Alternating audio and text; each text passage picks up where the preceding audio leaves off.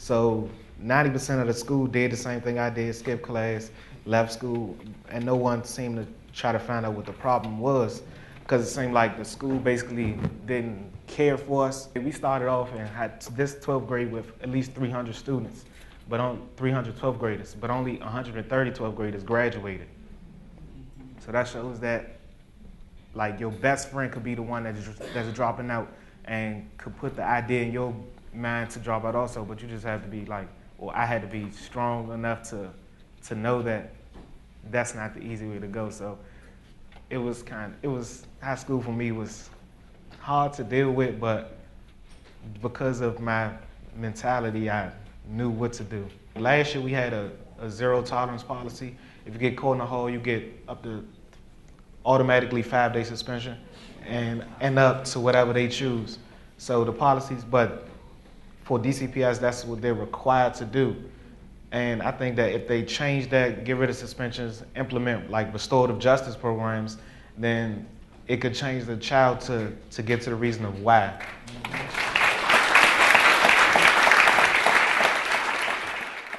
He sat me down, asked me what did I wanted to do, and after high school, and that's when I kind of got the thing that I wanted to do, hospitality management.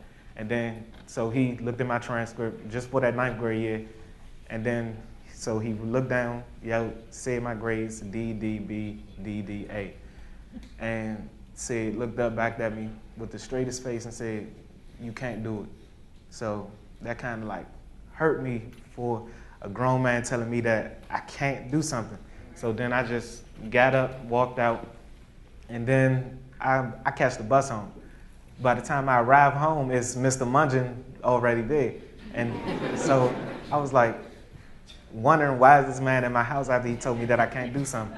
So we sat down with my mother and he told me the reason why he told me I can't do it, because of the actions that I was taking into my schoolwork, showing that I didn't show initiative into wanting to learn more, into just doing what was acceptable, and told me that for me being African American, that I would have to go past the bar of what was acceptable into getting A's instead of D's. He's actually the reason of why I am what I am today, because I was raised in a single parent home of my mother, and she would tell me to do the same thing he's doing, but it just doesn't, I guess, seem right coming from my mother, because it seemed like that's what she's supposed to do. But when it's somebody out your home that's showing you that they also care about you, then that kind of motivated me into doing better.